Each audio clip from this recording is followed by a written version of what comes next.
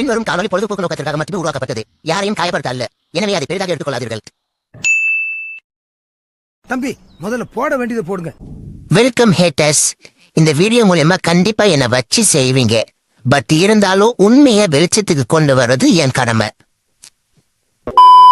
மக்களே, இந்த வீடியோவை முழுசா பார்த்து முடிச்சிட்டு நான் சொல்ல வந்த விஷயத்துல எதுவும் தப்பு இருக்கா இல்ல கரெக்டா தான் சொல்லியிருக்கேன் அப்படின்றத மறக்காம கமெண்ட்ல கமெண்ட் பண்ணிருங்க.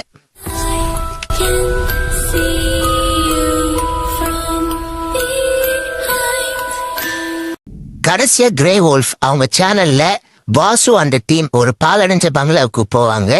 அங்க சில அம்மான ஷோ அதெல்லாம் நடக்கும். இன்னைக்கு நாங்கள் இங்கே வீடியோ எடுக்கிறது சுத்தமாக சேஃப் கிடையாது. 100% இன்னைக்கு சேஃப் கிடையாது இங்கே வீடியோ எடுக்கிறது. பாருங்க, வாட்டர் கேன் வந்துச்சு. ஹே, யார் இப்படி பண்ணிட்டு இருக்கா? கல் இருக்கு. இப்போ நான் இங்கே படியில் ஏறுறப்போ அந்த கல் பாட்டுக்கு என் தலையில் விழுந்துச்சுன்னா என்ன பண்றது? எங்கடா இருக்க வாசு?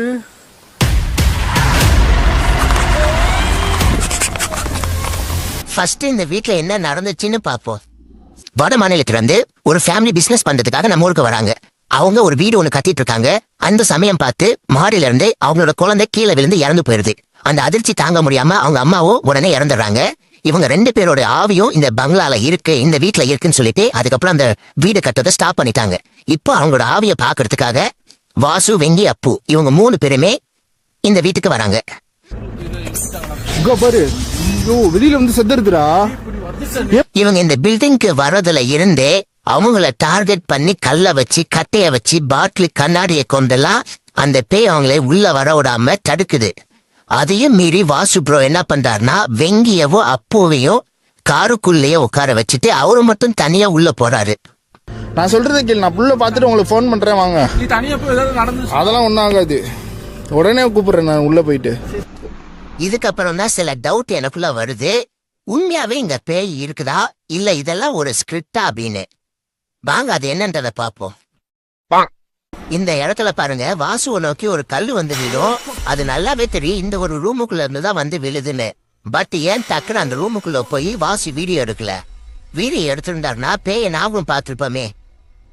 ஆனா அதை பண்ணாம உடனே கேமராவை வேற ஒரு பக்கம் திருப்பி பேய் இங்க ஓடுது அங்க ஓடுதுன்னு எதுக்காக சொல்லணும்? ஏன் அந்த ரூமுக்குள்ள போட்டுக்கு வாசுக்கு என்ன பயமா?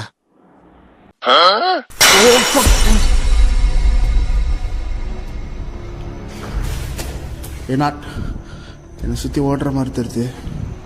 அடுத்ததா இத பாருங்க, இங்க வாசு வருவாரு, அவரு தலை மேலேயே இந்த கல்ல போட்டுருவோம் அப்படின்னு முன்கூட்டியே பேயே பிளான் பண்ணி வச்ச மாதிரி தரையில இருக்க வேண்டிய கல்லு செவுத்து மேல இருக்கும்.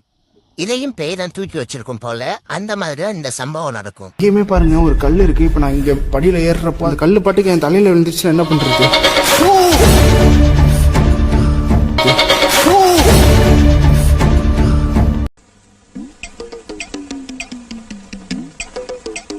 அடுத்ததா போற போக்குல எதுக்கு நம்ம சும்மா போனோம் அப்படின்னு ஒரு தரமான உருட்ட ஒண்ணு உருட்டிட்டு பாப்பல நம்ம வாசு ப்ரோ. நம்ம ஊர்ல எல்லாம் இந்த மாதிரி ஒரு ஊஞ்சல் இல்லைன்னா தொட்டில் இருக்கு அப்படின்னா அதுல பேய் ஆடும் அப்படின்னு சொல்லி நம்ம கேள்விப்பட்டிருப்போம். ஆனா இந்த இடத்துல இந்த தொட்டில கட்டினதே அந்த பேய் தானா அப்படின்னு நான் சொல்ல, வாசு ப்ரோ தான் சொல்றாரு, கேளுங்க. பாருங்க, ஒரு ஹியூமன் வாழ்ற மாதிரி இந்த இடத்துல வாழ்ந்துட்டு இருக்காங்க. ஷாக்கிங்கா இருக்கு. அவங்களோட பேபிக்கு தொட்டில் கட்டிக்கிட்டு இருக்காங்க. அதுக்கு அடுத்ததா பேய் தன்னுடைய சேஃப்டிக்காக கண்ணாடி இருக்கு பாருங்க, அதை உடைச்சி கத்தி மாதிரி ரெடி பண்ணி வச்சிருக்கு தன்னுடைய பாதுகாப்புக்காக அப்படின்னு நான் சொல்லல. இதையும் வாசு ப்ரோதா சொல்றாரு, கேளுங்க. இதெல்லாம் உங்களோட ட்ரெஸ்ஸா? பாருங்க, சேஃப்டிக்கு கத்திலாம் வச்சிருக்கீங்க. ஆச்சரியமா இருக்கு. கரெக்டா ஒரு கண்ணாடி துண்டை கத்தி ஷேப்ல உடைச்சிருக்காங்க கைஸ். நம்மளால உடைக்க முடியாது ஒரு ஹியூமனால. பாருங்க, இதெல்லாம் கேட்கும்போது எப்படி தெரியுமா இருக்கு? காது சும்மா தானே இருக்கு, அதனால குச்சி விட்டு ஆட்டுவோம் அப்படின்னு ஆட்டுனா தாங்கிக்கலாம். அதுக்காக ஒரு மரத்தையே புடிங்கி ஆட்டினா எப்படி தாங்குறது? அடுத்ததா காருக்குள்ள இருக்கக்கூடிய வெங்கடேஷ் அண்ட் அப்பு இவங்க 2 பேரையும் பாருங்களேன். இவங்க 2 பேரையுமே திடீர்னு இந்த காட்டுக்குள்ள கூட்டிட்டு வந்த மாதிரியும் திடீர்னு பேய் முன்னாடி இவங்க 2 பேரையும் உட்கார வச்ச மாதிரியும் என்னமா ஆக்ட் பண்றாங்க. இங்க அவன் கண்ணுல பட்டானுங்க சப்பு சப்பு நாலு எழுத்து வந்துடுறான், அடிச்சு மூஞ்சலாம் உடைச்சிடறான் அவனை. இப்படியே ஒவ்வொரு வாட்டி பண்ணிட்டு இருக்கான். இத கண்ணடிச்சு குத்திருச்சா, ஏதோ ஆயிடுச்சா, ரத்தம் வந்துருச்சா, இதுதான் எதுவுமே தெரிஞ்சிச்சு, எனக்கு தெரிஞ்சிச்சு. வாசன் கூப்பிட்டேன், சவுண்டே இல்லடா. இந்த காருக்குள்ளே இருக்கிறது இறங்குறதுக்கும் பயமா இருக்கு. கதவையும் திறக்க முடியல, ஜன்னல் திறந்து வைக்கிறதுக்கும் பயமா இருக்கு, மூச்சு விட முடியல. நீங்க இவ்வளவு பயப்படுறீங்கன்னா எதுக்காக நீங்க பேய் வீடியோ பண்ண வரீங்க? வீடியோ உட்காந்துருக்கலாமே. ஃபர்ஸ்ட் டைம் இந்த மாதிரி பேய் வீடியோ பண்றீங்க அப்படின்னா கண்டிப்பா எல்லாருக்குமே பயம் இருக்குங்க. நீங்க எவ்வளவு வீடியோ பண்ணிருக்கீங்க, அப்ப யாரை நம்ப வைக்கிறதுக்காக இவ்வளவு ஆக்ட் பண்றீங்க? மக்களே, இப்ப என்ன நடக்குதுன்னா, வாசு உள்ள போய் ரொம்ப நேரம் ஆகுது. வாசுக்கு ஏதோ ஆகியிருக்கோ அப்படின்னு இவங்க 2 பேருமே காருக்குள்ள உட்காந்து பயப்படுறாங்க. அதனாலேயே இந்த வீடியோல இவங்களை காட்டுற முக்காவாசி நேரம் வாசுக்கு என்ன ஆயிருக்கும், வாசுக்கு என்ன ஆயிருக்கும் அப்படின்னு புலம்பிக்கிட்டே இருப்பாங்க. எனக்கு ஒரு டவுட்டு, அதுக்கு நீங்க ஃபோன் பண்ணியே கேட்கலாமே, எதுக்கு இவ்வளவு பதட்டம் பயம் எல்லாம் சொல்லுங்க. வாசு உங்க 2 பேருமே இங்கேயே விட்டுட்டு உள்ள போகும்போது எதனாலும் எனக்கு நீங்க கால் பண்ணலாம், நான் உங்களுக்கு கால் பண்றேன் அப்படின்னு சொல்லிட்டு தான் போவாரு. அது மட்டும் இல்ல, போலீஸ் வண்டி வருதுன்னு வெங்கடேஷான நீங்க தான் கொஞ்ச நேரத்துக்கு முன்னாடி வாசுவுக்கு கால் பண்ணி பேசியிருப்பீங்க. வாசுவும் கீழே வந்து பார்த்துட்டு திரும்ப மேல போயிருப்பாரு. அப்ப நீங்க 2 பேருமே பயப்பட வேண்டிய அவசியமே இல்லையே. வாசு உள்ள ஒழுங்கா நல்லா தானே இருந்திருப்பாருன்னு அர்த்தம். சரி, அப்படியே எதனாலும் நீங்க ஃபோன் பண்ணிருக்கலாம்ல, ஏன் பண்ணல? நான் சொல்றதை கேளு, நான் புள்ள பார்த்துட்டு உங்களுக்கு ஃபோன் பண்றேன் வாங்க. நீ தனியா போய் ஏதாவது நடந்து அதெல்லாம் ஒன்றும் ஆகாது, உடனே கூப்பிடுறேன் நான் உள்ள போயிட்டு. ஹலோ, வெங்கடேஷ் கால் பண்ணா, சைரன் சவுண்ட் கேக்குது, போலீஸ் வந்திருக்காங்க அப்படின்னா. நான் போய் அப்புறம் பார்த்தேன், வந்திருக்காங்க. ஆனா அவங்க தூரமாவே திருப்பிட்டு போயிட்டாங்க, உள்ள இந்த அளவுக்கு வரல. ரத்தம் வந்துருச்சா, இதுதான் எதுவுமே தெரிஞ்சிச்சு, எனக்கு தெரிஞ்சிச்சு. வாசன் கூப்பிட்டேன், சவுண்டே இல்லடா. அப்ப எப்படி லைட் வெளிச்சு மட்டும் தெரியுது, மயங்கி விழுந்துட்டான். அடுத்ததான் இன்னொரு டவுட் என்னன்னா, இவங்க 2 பேருடைய பயமும் பதட்டமும் கொஞ்சம் கூட குறையாது. வாசுக்கு என்னாச்சு என்னாச்சுன்னு புலம்பிக்கிட்டே இருப்பாங்க. ஆனா வாசு மாடிக்கு போறத இவங்க 2 பேருமே காருக்குள்ள உட்காந்து பாப்பாங்க. வாசுவும் மாடியில இருந்து இவங்க 2 பேர்ட்டுமே பேசுவாரு. வீட்டு உள்ள இருக்கானுங்க, பத்திரமா. வெங்கடேஷ் கேக்குதா? பத்திரமா இருங்க. இருந்தாலும் வாசு போய் ரொம்ப நேரம் ஆகுதுன்னு எதுக்காக இவங்க சொல்லணும்?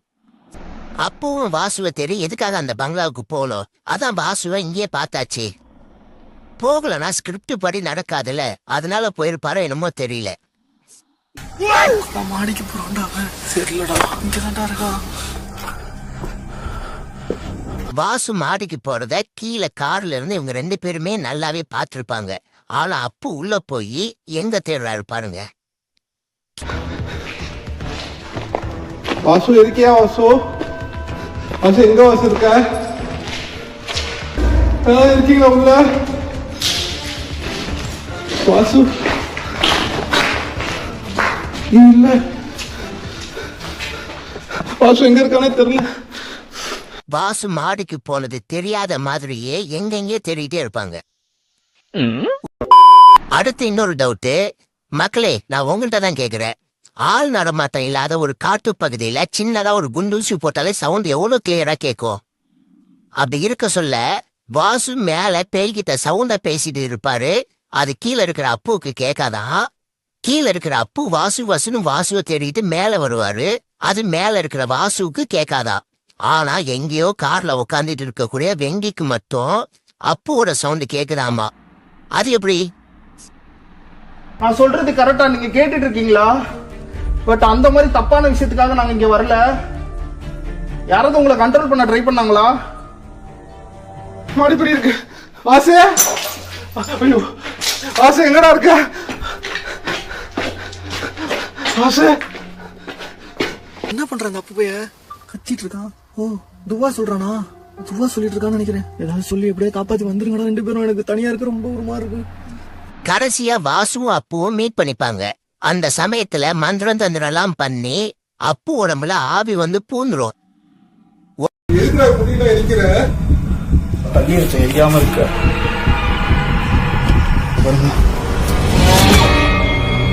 உடனே வாசுவ அப்பு கழுத்தை பிடிச்சி பயங்கரமா நேரிப்பாப்ல. அப்படியே கொஞ்சம் பிளாஷ்பேக் போங்க. பொதுவாகவே பௌர்ணமி அன்னைக்கு வந்து ஃபுல் பவர் இருக்குன்னு சொல்லுவாங்க. அதனாலே என்னன்னு தெரியல. இன்னும் கொஞ்சம் உள்ள போய் பார்த்தா தெரியும். இது ஒரு பௌர்ணமி, பேய் பயங்கர சக்தியோட இருக்கும் அப்படி இப்படின்னு வாசுதான் பில்டப் கொடுத்துருப்பாரு. இப்ப ஸ்பாட்டுக்கு வருவோம். இந்த அப்பு கூட சேர்ந்து ஆவியும் வாசோட கழுத்தை நெரிச்சா எந்த அளவுக்கு ஒரு ஃபோர்ஸ் இருக்கும், அந்த அளவுக்கு ஃபோர்ஸ் கொடுத்துதான் அப்பு வந்து வாசோட கழுத்தையும் நெரிப்பாப்ல. இந்த வீடியோவை பார்த்தா உங்களுக்கே தெரியும். என்னடா பண்ற? என்ன பண்ற? கழுத்தை விடுறா. அப்படி இருக்கும்போது எந்தவித வலியும் வேதனையும் இல்லாத மாதிரி நார்மலா பேசுற மாதிரி தான் வாசு அப்பவும் பேசிட்டு இருப்பாரு. இது போதாதுன்னே கீழே இருக்கிற வெங்கிக்கு போன் போட்டு மேல வர சொல்றதா இருக்கட்டும், வெங்கி அடிச்சு புடிச்சு 2 நிமிஷமா மேல வர்றதுக்கு டைம் எடுத்துக்கிறதா இருக்கட்டும், அது வரையும் அப்பு வந்து வாசுவோட கழுத்தை புடிச்சு நெரிச்சிட்டு தான் இருப்பாரு. இதுல என்னன்னா 2-3 நிமிஷமா அப்பு வாசு கழுத்தை நெரிக்கிறாரு. வாசு அப்பு கைய தட்டி விடாம ஒரு கையில கேமராவையும் இன்னொரு கையில கீழே இருக்கிற வெங்கிக்கு போன் போட்டுக்கிட்டே இருக்கிறாரு. இதுல பாருங்க அப்பு எந்த அளவுக்கு வாசுவோட கழுத்தை நெரிக்கிறாருன்னு. கொஞ்சம் கூட கழுத்து நெரிக்கும் போது வலின்றதே இல்லையா? ஒருவேளை வலி இல்லாத மாதிரி கழுத்தை நெரிக்கிறாங்களோ? அதுக்கப்புறமா கையை தட்டி விட்டதுக்கு அப்புறம் வாசு ஒரு ஆக்டிங் கொடுப்பாரு பாருங்க, ஆஸ்காரே கொடுத்துடலாம். என்னடா என்னடாச்சு? தண்ணி எங்கடா? வாசி என்னடா ஆச்சு? என்னடா பண்ணிட்டு இருக்கீங்க? மக்களே, இப்ப நம்ம பார்த்தது எல்லாமே ஒரு வீடியோ கிடையாது, 2 வீடியோட தொகுப்பு தான் இது. 3rd பார்ட்டி இப்பதான் இவங்க சேனலை வந்து ரிலீஸ் பண்ணிருக்காங்க. சோ பொறுத்திருந்து பார்ப்போம் அதுல என்ன நடக்குதுன்னு.